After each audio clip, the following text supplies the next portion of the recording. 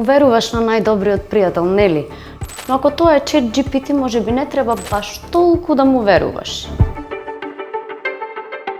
ChatGPT и другите вештачко интелигентни чат-ботови се појавуваат како бесплатни, достапни 24/7 дигитални другари за ментално здравје. Во некои земји, например, каде терапијата е луксус за многумина, луѓето и се обраќаат на вештачката интелигенција за да зборуваат за трауми, стрес и страв.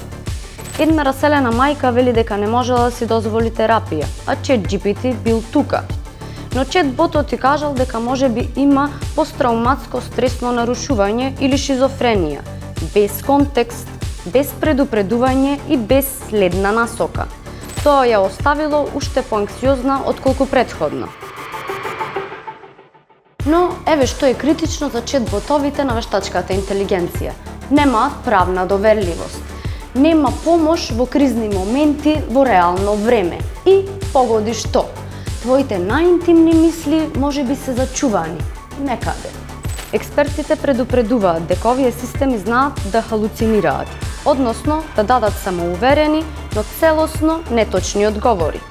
Студија од Стенфорд покажа дека ChatGPT понекогаш погрешно ја интерпретира суицидалната комуникација или дури ја засилува заблудата. Исто така, твоите разговори не се заштитени со доверливоста меѓу лекар и пациент. Некои истражувачи работат на побезбедни системи, но за сега ChatGPT е алатка за поддршка, не за лекување. Пак, кога следен пат ќе му се пожалиш на твојот AI другар, сети се. Тој е трениран на податоци, не на емпатија. Можеби ChatGPT е паметна алатка, но за вистинска терапија се уште е потребен човек.